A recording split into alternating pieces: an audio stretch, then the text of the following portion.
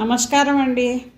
ఎండాకాలం వచ్చేసింది కదా, ఇంకా ఊరగాయల సీజన్ హడావుడి మొదలైంది. అందుకే ఊరగాయ పెట్టుకోవడానికి నేను కూడా మార్కెట్కి వచ్చేసాను. ఈ ఏడాది కొద్దిగానే పెట్టుకుందాం అనుకుంటున్నాను.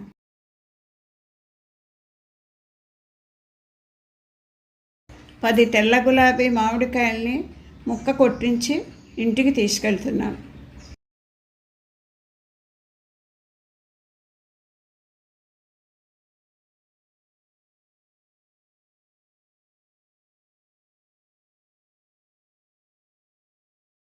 ఊరగాయకి కండ పీచు ఉన్న ముక్కే ఆవకాయలో వేయాలి. ఇలా నలిగిన ముక్కలు ఆవకాయకి పనికిరావు. ఇప్పుడు నేను చూపించే విధంగా మామిడికాయ ముక్క తడిబట్టతోటి జీడి పొర లేకుండా శుభ్రం చేసుకుని ఫ్యాన్ కింద ఆరబెట్టుకోవాలి. ఆరిన ముక్కల్ని ఒక పాత్ర కానీ ఒక లోటా కానీ తీసుకుని ఈ విధంగా కొలుచుకోవాలి.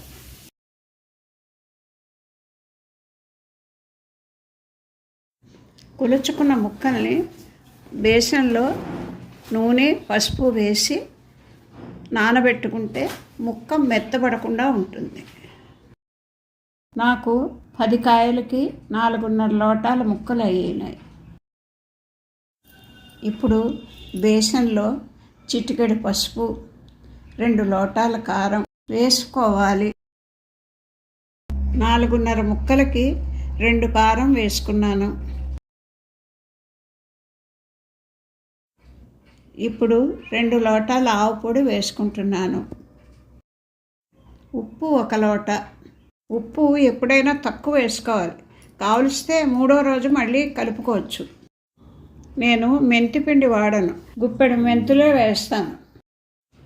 ఇప్పుడు ఈ పొడులన్నిటినీ బాగా కలిసేటట్టుగా గుచ్చెత్తాలి. నానబెట్టిన ముక్కల్ని ఈ గుచ్చెత్తిన గుండెలో కలుపుకోవాలి. పసుపు శుభానికి నాంది కదండి, అందుకే నేను జాడీలో చిటికెడు పసుపు నూనె వేసుకుంటున్నాను. కొద్ది కొద్దిగా నూనె పోసుకుంటూ ముక్కలన్నిటినీ జాడీలోకి ఎత్తాలి.